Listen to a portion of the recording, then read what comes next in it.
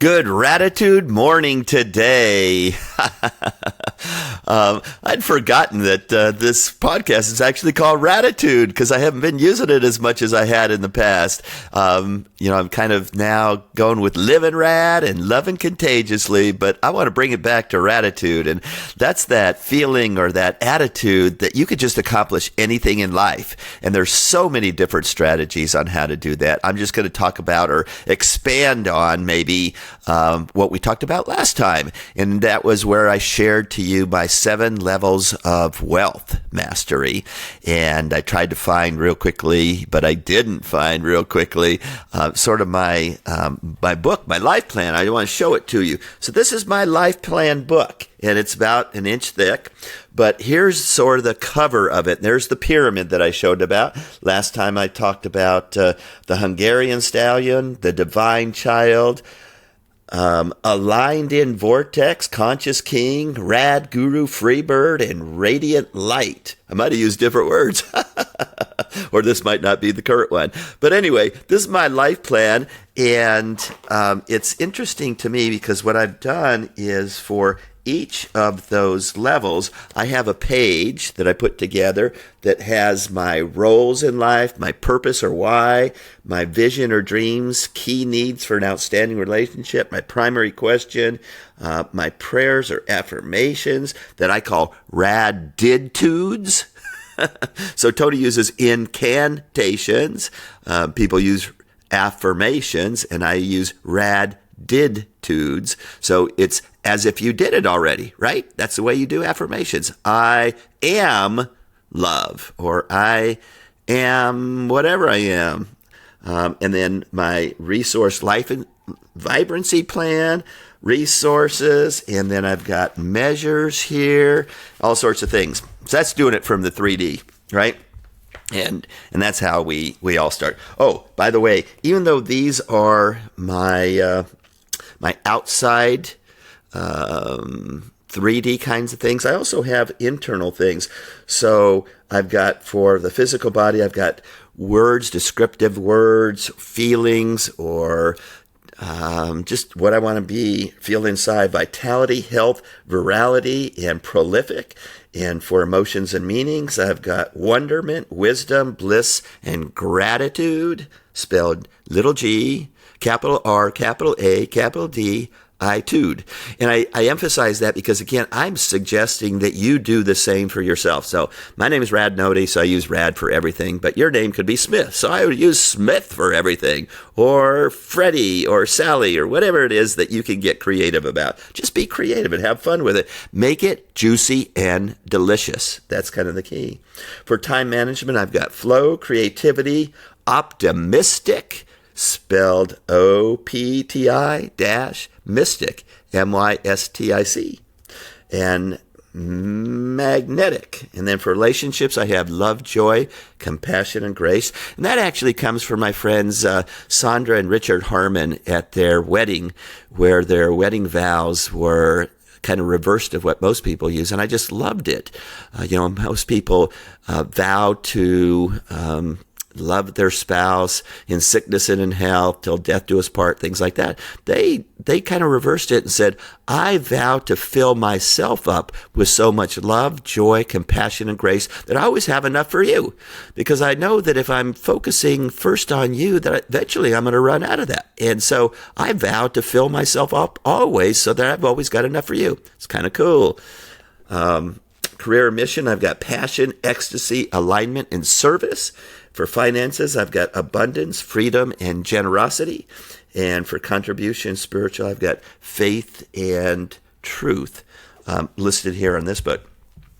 But what I wanted to talk about today is if you want to make a change in life, what do you really need to do? And, your life or your personal reality is completely dependent on your personality. And your personality consists of how you think, how you act, and how you feel. And so if you want to change your personal reality or your life, you're going to have to change your personality. Now, most people don't think that. They think they could change their life as the same personality. And quite truthfully, it simply doesn't work. If you want to have a different life, you've got to change you. And so, if you think about it, we know from research that we have 60 to 70,000 thoughts per day, and 90% of them are the same thoughts we had yesterday. So, if you're having the same thoughts as yesterday, how could you expect tomorrow to be much different? And it isn't. It isn't different until you change you. So now, the model we use in our Dr. Joe world is that you have thoughts, and those thoughts lead to various options or choices. And those choices then create particular behaviors or actions that lead to an experience, and the end product of an experience is a feeling or emotion. And then you just influence and you circle back and you have the same thoughts. If you're having the same thoughts, the same options and choices, the same behaviors and actions, the same experiences, and the same feelings and emotions. So if you want to change, it just makes sense that you ought to change your thoughts. That's where it starts. So if you change your thoughts, you can have now all of a sudden a whole new slew of options and choices. And when you do that, then you've got some different behaviors and actions, and that could lead to some new experiences and have some different feelings or emotions, and that influences some additional new thoughts. So if you want to change, kind of the key thing is you've got to change you. So when I created my life plan, and each time I revise it, actually, I'm having new thoughts. Instead of, for example, I think I had for emotions and meanings before, I had enlightened soul, and somehow came to me that I needed to work on my wounded child and heal it and work on that. And now I became that divine child, that child that's full of wonderment and wisdom now. And so it led to some new thoughts. I had a new option and choice. I took it. I took action. And then I had a different experience going like, wow, that kind of feels good to me. And that influenced additional new thoughts. And all of a sudden I thought, Rad Guru sounds kind of cool too. So that's the way the process works. That's the way change works. It's with new thoughts. It's with recognizing that the only way to change your life is to change you. Okay?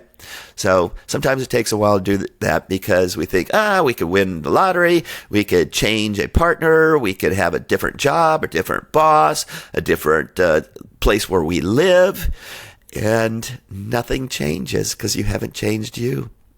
So I guess that's the first step, is that you have to recognize that in order to change your life, you've got to change you.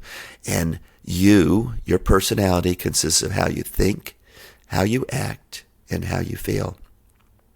Now, in order to change, once you figure out that, you got to become greater than your environment, greater than your body, and greater than time. So let's talk about each one of those. So greater than the environment. Your environment consists of people. So people could be your boss, your spouse, your kids, your parents, your people in the neighborhood, people on TV, anything that's a people. It also consists of people, places, the places where you're at. I'm here in this hotel room. You're maybe at work, you're in your car, you're at your home, you're outside by the beach, wherever you happen to be, that's the place. And then at particular times. So at morning time, you could be by the coffee cooler, the coffee machine, or you could be in your kitchen in the morning time. And that's your environment. And what happens is that our environment influences who we are. It influences our thoughts. It influences every aspect of our life if we allow it to. In order to change, we have to become greater than the environment, particularly when the environment isn't serving us. So, for example, if someone cuts in front of you in a car, you're driving and someone cuts in front of you going, road rage kind of thing. And I'm guilty of it too. But it influences who I am. It influences who you are. And so one of the keys to change is to not be influenced by the environment, or minimize the influence in the environment. Or, we're going to talk about that in a little bit, but I'm going to come back to that because the environment is all around us and we're influenced by it. So you could be influenced by it, or you could just continue to vibrate at a great place. And I'm working on doing that. I hope you will be too. So let's talk about the body. So it turns out that by the time you're in your mid-30s, 95% of all your thoughts, your actions, your feelings are programmed into your body. I learned this from hypnotherapy school that when you're born, you only have a small sliver of your mind that's been developed, and all it knows is fight, flight, freeze, fawn, I think are the new Fs. There used to be just 2 of them. But until about age 8, literally everything that happens in your life gets stored in your subconscious. So you have thousands of positive experiences, thousands of negative or experiences that maybe don't serve you. And then around 8 years old, you develop a critical mind or an analytical mind, and your mind starts to then think about what it stores in its subconscious and makes a choice and says, is that true or not true? And that kind of fully develops till about puberty. And then you have your mind that's kind of prepared for life. But you have been programming, and you'll continue to program things into your body that are unconscious, that are subconscious, that you don't even know are there. And if you think about the story of Santa Claus, before 8, somewhere around 8, 9, somewhere around there, someone tells you, here in the Western world, most everyone believed in Santa Claus until about then. And somewhere around then, maybe a neighborhood kid or older brother or sister, maybe a parent or teacher, someone says Santa Claus isn't real. And you think about it and you get kind of, yes, it is. And maybe you have a little bit of tear. But then you go away and you start thinking about it and go, I wonder about this Santa Claus dude.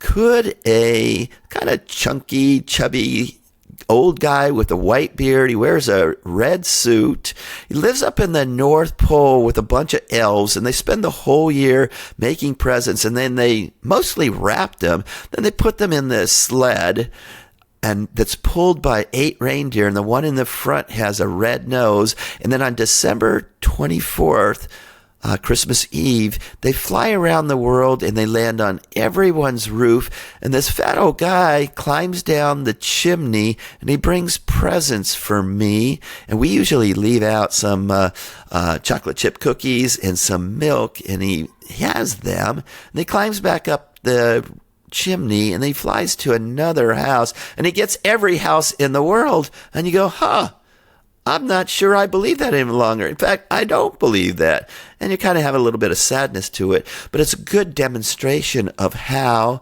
that analytical or critical mind works. Until you're about 8 years old, everything gets stored there. And we don't even know what's stored there mostly. Everything is stored there that happened. And it's going to continue to get stored there.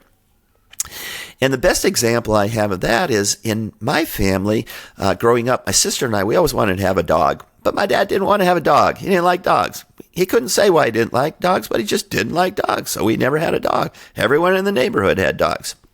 And then at one of the times that we went back to Hungary, my aunt, my dad's sister, was having a kind of a reunion get-together party. And there was dogs running all over the place. And I said, hey, how come you guys have dogs?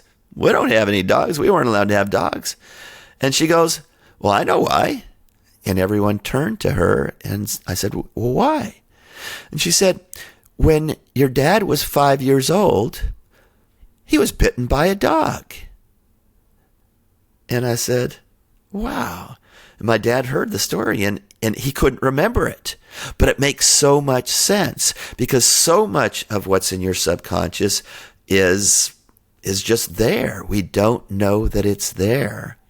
And so one of the important steps important steps in this change process in you becoming who you really want to be is to become conscious of your unconscious. So when things come up that you don't know where that came from, that you notice it and you become more metacognitive. You become aware of your thoughts. What am I thinking? As opposed to just going through life and just stuff happens, which it does, but become aware of it when it's happening. In order for you to change, you've got to become greater than your body. That means all the programming that's been done to you, that you've done to you, whether it's from people, places, things, TV, that's a huge influence. I know it is on mine. Maybe nowadays it's because of the internet. We're just influenced, and things are programmed into our bodies. Because you think of it, our bodies are simply a machine, and our minds, our brains, it's just a computer. This is a hardware issue. It's really, truthfully, a hardware issue. And you come back to, if you want to change you've got to change your personality. You've got to change the way you think, the way you feel, the way you act. And you've got 5% of your mind trying to overcome 95% of your body. It's why change is challenging. And I'll use the word challenging because I don't want to say hard. Challenging is not a great word. But think of it as an opportunity. Challenging is an opportunity. And when you start to learn a little bit about neuroscience and the way things actually really work, then you could become more and more conscious of your unconscious, and you could make the changes that you want to make. You also have to become greater than time. So if you think about time, we've got the past, we got the present, and we got the future. Now it makes sense, and it's easy to see that the past is known. It already happened. You can't change the past, so it's known. But here's the interesting to think about is that the future is also known. If you don't change you, if you don't change your thoughts, if you don't change your actions, if you don't change your feelings, if you stay the same, life will be the same, and therefore your future is predictable. It's known too. So, what do we do about that? Well, if we want to make a change, we have to stay in that present moment. There's a lot of slogans around that, but we call that the sweet spot of the generous present moment. So staying in that moment is a great place for change, where you become conscious of your unconscious.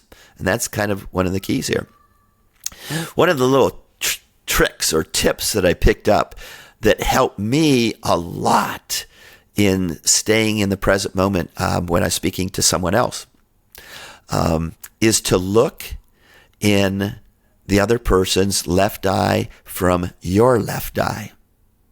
So the left eye connects to the right side of the brain, which is your emotional side of the brain. If you're wanting to make a connection with someone, whether it's a business connection, whether it's with a family or intimate partner, doesn't matter. Oftentimes, I used to just look around their face, trying to figure out what I'm going to look at. Looking at their chin, their lips, their nose, their eyes, their head, their forehead, their ears, wherever. You just kind of move it. And then you go out. You're looking all over the place. If you just focused your left eye on their left eye, it helps you actually stay in the present moment. It helps you get connected to that other person. So there's just a little extra tip for you. Try it. Try it for a day and see how it works for you to stay in that present moment, so that you can stay in that sweet spot of the generous present moment and make the changes that you want to make. Research also shows that 70% of the time we have negative thoughts. Can you believe that? And if you think about it, you'd say, no, I don't have negative thoughts, but we do. And it comes from that prehistoric brain that's been developed over time, where the caveman was afraid of everything. Dinosaurs that might eat him, or another caveman with a club that might come bop him on the head, or maybe a poisonous berry that might be out there.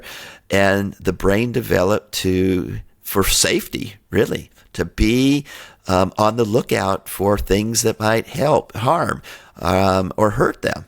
And so we've developed this feeling that we've got to be on the lookout. It's a negative feeling. And you've got to shift that if you want to shift your life. You've got to become metacognitive. You've got to become conscious of your unconscious. And it's a process.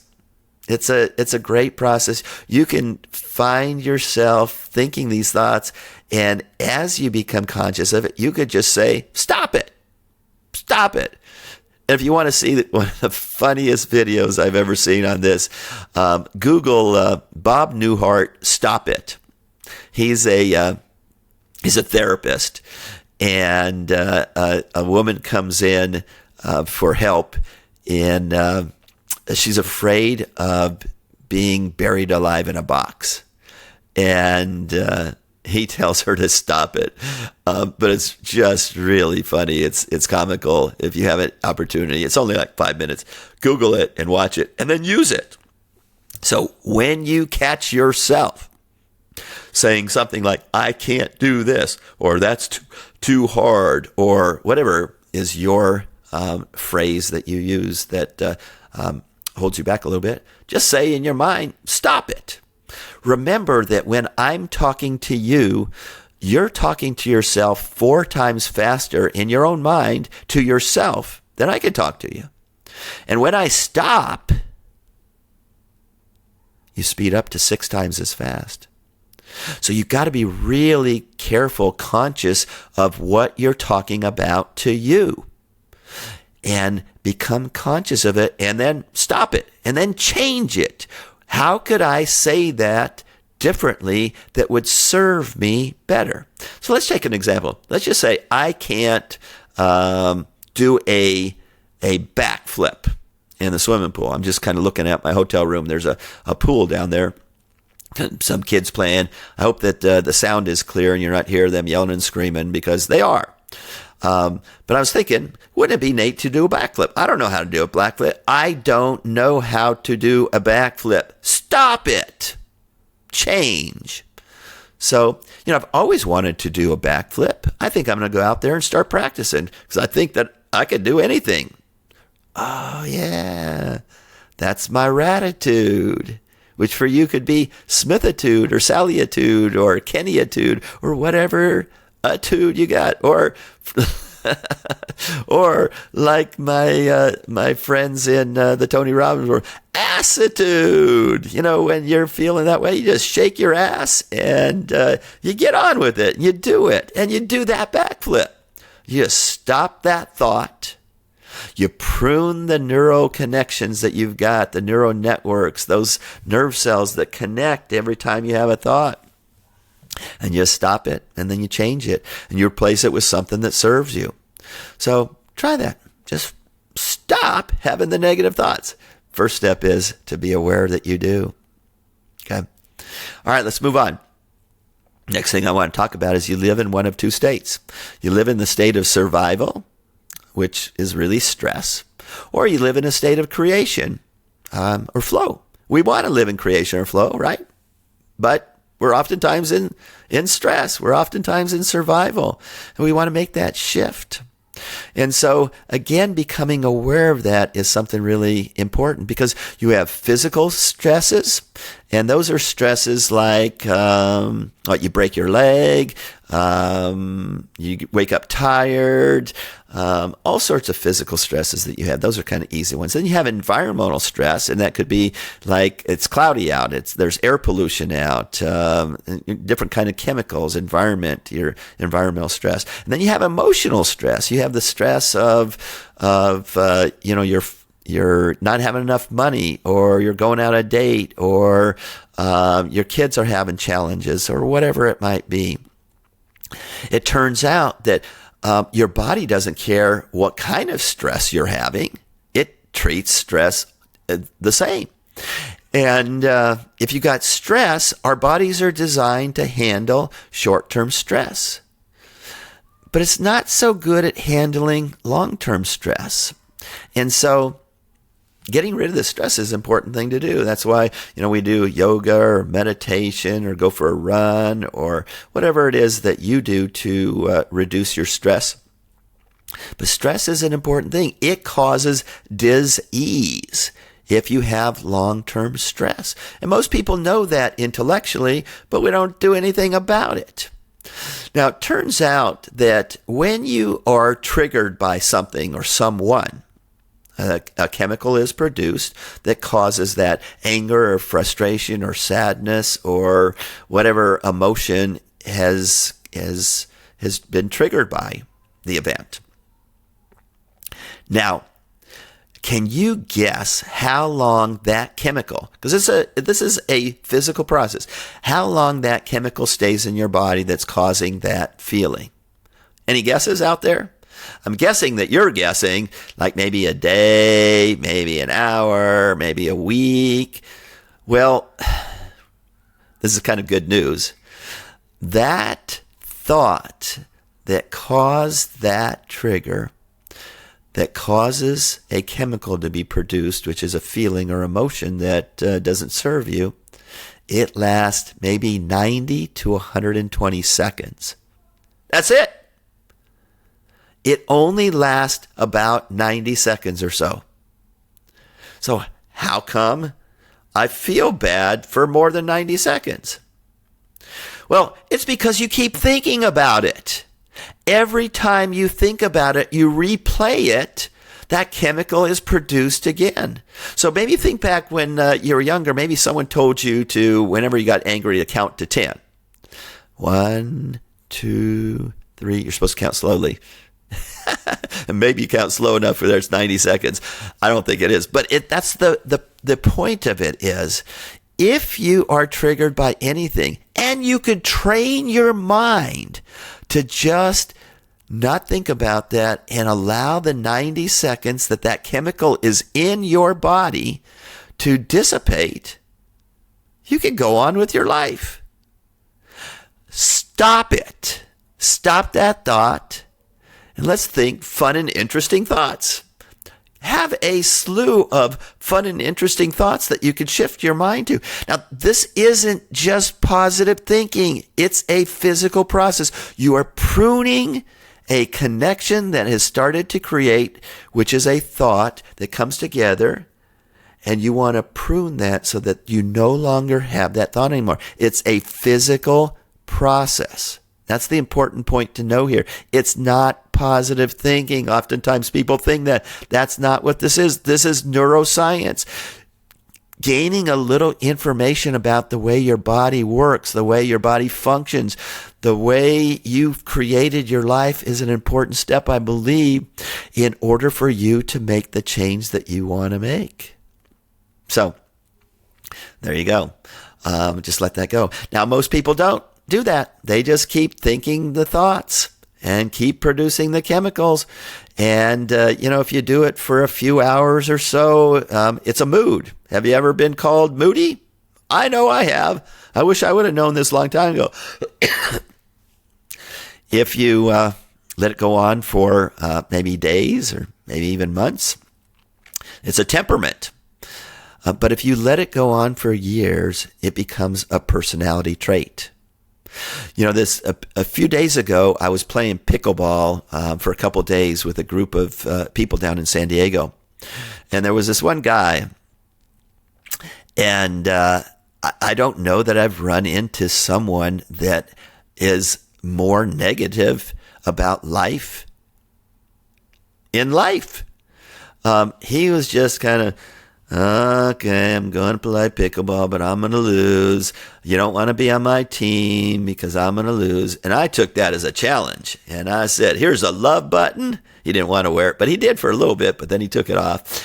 We're going to be partners and we're going to play well. And he goes, nah, despair is going to win out over joy. And he wasn't that good of a player, and I'm kind of a beginner player, and we were up against these other two guys that were pretty good. So we did lose. And unfortunately, he took that as confirmation that despair wins over joy. And in his mind, it does. It simply does. And he keeps playing over and over and over in his mind that life sucks. I'm living this life in despair. You people, he didn't even want to sit next to me a lot of the time. I think he really secretly did, but he kept on his playing his role in life, his act, what he's programmed into his body, because we all have programming into our bodies. Remember, 95% of all your thoughts, your actions, your feelings and emotions are programmed into your body by the time you're in your mid-30s. Become aware of that. He was aware of that, but I think he just liked this. He was addicted to this feeling of despair. And that's the way he's living his life. He didn't look that healthy, although he had some good shots. But it was just a fascinating contrast to the kind of people I want to be around, and maybe you do too. So remember, you become the average of the 5 people that you surround yourself with. And so be careful of who you choose as your friends. Pick some friends that are doing well in whatever area of life that you want to be doing well in, and hang out with them. You become the average of them. It's kind of a cool thing. That's just a simple way to make change, because it's your environment. It's the words, the linguistics, it's the energy, it's everything. Taking charge of your life and just declaring that I'm going to change my life. I'm going to be a growth-oriented or minded person, not a fixed-minded person. So this guy, obviously he was a fixed-minded person. And I think in some ways it serves him, because everyone kind of goes, oh, I'm not going to mention his name, poor guy. Let's give him some attention. Let's give him some love. Let's give him some love button. And he just responds with, oh, guys, don't worry about me. I'm okay. You don't have to, think about me. Life is full of despair. Poor me. Give me your time. Give me your attention. Give me your love. I'm unlovable, so you're going to have to give me some extra love. Do you know anyone like that? I really don't have very many people, if any people in my life that are like that, until I met this guy at the pickleball court. And it was just a great reminder of the kind of people I don't want to really be around. I feel bad, but I don't. I want to vibrate high. I want to be and living rad and loving contagiously, full of gratitude. And when that kind of person does show into my life, I'm going to try to change him. I'm going to say, stop it. Change. And if he doesn't want to, that's his choice. And I'm not going to get upset about it. I'm not going to be triggered. Or even if I am, I'm going to let those 90 seconds go by. Remember those 90 seconds? Remember that. Remember that. One of the things I really like is that the mind doesn't know whether an event is real or imagined. Remember, we talked about that until you're 8 years old, everything is stored in your subconscious, and then after that, you filter it, but you still continue to store things that you think are true into your subconscious. So you have these thousands of positive thoughts and thousands of negative thoughts, and part of what I do is hypnosis, and we'll talk about hypnosis in a later segment. But all hypnosis means is that you're most open to suggestions. And the process is actually your conscious mind is only about 12% of your mind. So, and there's some research that shows it's as little as 5%. So your unconscious or subconscious mind is at least 88% of your mind, and it has all these positive and negative experiences in it.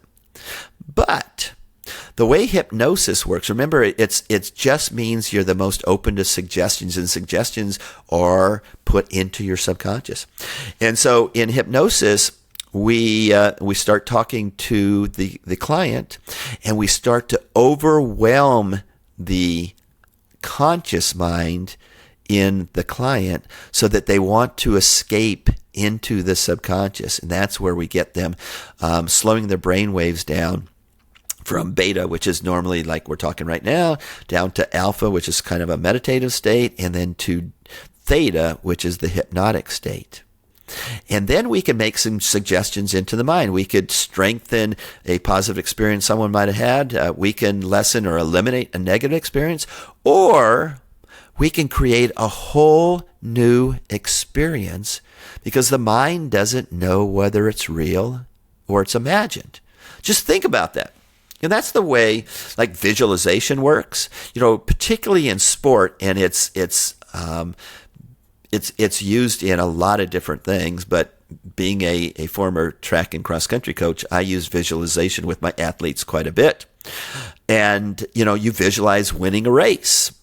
You visualize, crossing that finish line with your arms raised and that feeling, that emotion of being there. And when you do that, each and every time you do that, you create a new memory in your subconscious. And then you move toward that. So visualization to me is a fantastic process to attract things into your life. And you could do that with all levels of your life plan. Remember what they are, physical body. So I visualize myself being that Hungarian stallion, running up those steps in Philadelphia to see that Rocky statue. I took my one of my track teams up there and we did that. And I did it because we're visualizing victory. We're visualizing overcoming, being the underdog. We're visualizing being that lone wolf that overcomes everything in life. Because that's what sport often is it's life. The way you play games is the way you play life. The way you play sports is the way you play life. So go play your games and your sports with gratitude. So visualization, I know Date with Destiny, the Tony Robbins event that I've talked to in the past, you create your relationship vision. And, relationships are an important part of your life. And for those of you that have or want to have an intimate relationship, having a great vision for a relationship feels good. And it should be something that you pursue and that you deserve. And actually, in my my hypnotherapy business, it's so funny. I wanted to be, first of all, I became a hypnotherapist because I wanted to hypnotize my athletes to run faster. That's why I did it. And then I discovered that it's really useful for all sorts of other things. In fact, we've got 144, we got a one-pager, 144 things that hypnotherapy is good for. But I visualized myself being the hypnotherapist to athletes, to Olympic athletes, to runners, and maybe other sports.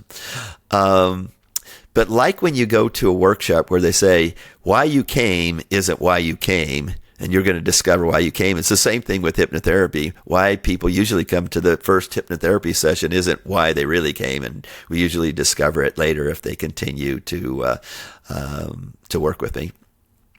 But also why you become a hypnotherapist isn't why you became a hypnotherapist. And I find that about, it's not so true now, but I think over the years, 75% of all my hypnotherapy clients had to do with relationships. Someone wanting a relationship, someone wanting to get out of a relationship, someone wanting to transform the relationship. And so, that's kind of just what happened. But we have relationships with all sorts of people, not just our intimate partner, but with our family, our kids, our parents, our neighbors, our colleagues, clients, everyone. But coming back to having that vision, having a vision is something that's really important. And so creating that vision for yourself and putting it into your subconscious. That's the way television or radio commercials work, or I guess now even internet commercials. You get on whatever, you get on Facebook and there's all these pop-up ads that, I don't really notice, but then again, I don't notice commercials or things like that, but they're working on your subconscious and they know that. That's why they invest millions and millions of dollars. And, the Super Bowl, like a 30-second commercial costs like $5 million or something like that now. So the subconscious is just an important part of who we are, of what we do.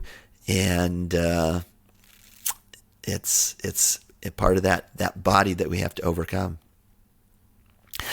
So I want to shift now to from survival. I don't know. I got a little bit off track, but to where we want to be. We want to be in a place of creation or flow, and all of us have been there before. Have you just kind of think back at a time where your time sort of wasn't really there? Just you were in flow. Things were just going and things were happening, and you're in that place of flow or creation, and we want to move toward that more and more.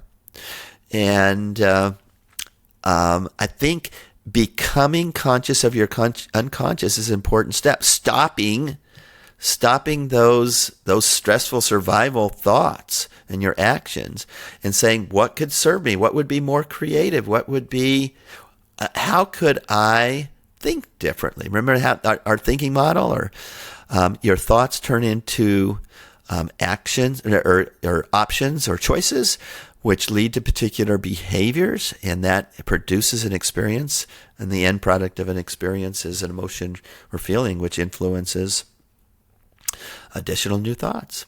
But if you stay the same, you have the same thoughts leading to the same choices, having the same behaviors, producing the same experiences, having the same feelings, you stay the same. And your biology, your neurocircuitry, your neurochemistry, your hormones, and even your genetic makeup stay the same because you are the same. So if you want to change your biology, your neurochemistry, your whatever, your hormones, your genetic disposition, you can by changing your thoughts, by changing your actions, by changing your feelings. You have the power, but you have to change you. Getting conscious of your unconscious is that first step to do that. So let's talk about the brains. We're going to simplify it and just talk about three parts of the brains. The neocortex, that's the outer shell of your brain. That's where, when we're talking, these first thoughts come into your neocortex, and you start to make these nerve connections that come together. As you have that thought over and over again, it can drop down into your limbic brain. Your limbic brain is your emotional or chemical brain. It's your doing brain. And so you're doing something over and over again, whether it's thinking or hitting a golf ball or shooting free throws or playing the piano. You're doing it. When you do it over and over and over again, you are now in the process of creating more and more nerve connections to turn them into networks of nerve connections, and you're creating longer term memory. We oftentimes go to workshops or you listen to this podcast. You do it one time, you learn it for a little bit, and then it just prunes apart. That's why you got to repeat things. People ask me why I go to so many Tony Robbins or Joe Dispenza or now Abraham Hicks events. And I go because I want to really learn this. I want to create those connections so that it's a long-term memory, and that it now drops from the limbic brain into the cerebellum. The cerebellum is the microprocessor of your brain.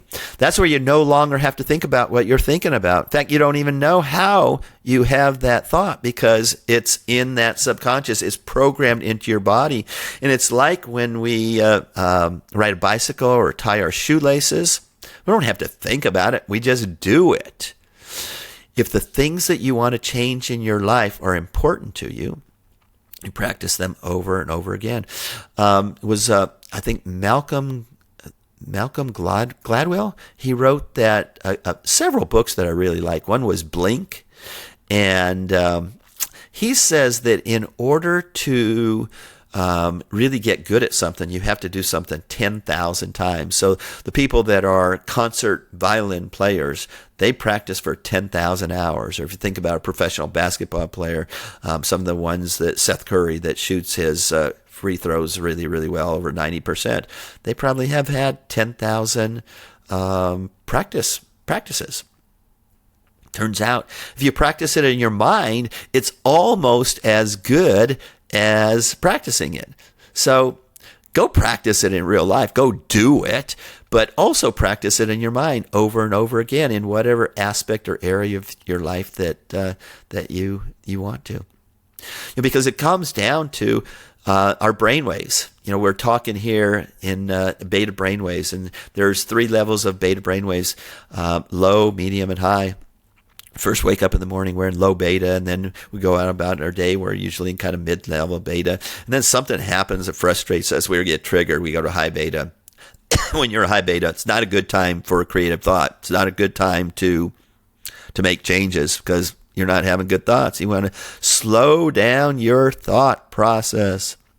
Slow it down so that your external environment is no longer as important as your internal environment. When we cross that, we've slowed down our brainwaves. We've slowed down to what's called the alpha brain state.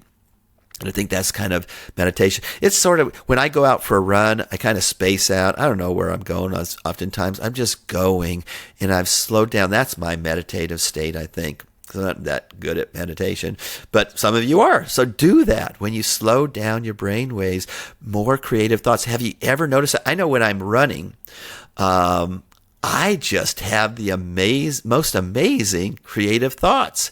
And I wish sometimes I would just stop and record it into my phone or write it down or whatever, because oftentimes I don't remember it. But I do know that some of my most creative thinking is when I'm out for a run, when I'm out in the alpha brainwave state. And I also know that if I continue to slow that down, that I could slow down to theta, and that's that hypnotic state that we talked a little bit about a while ago.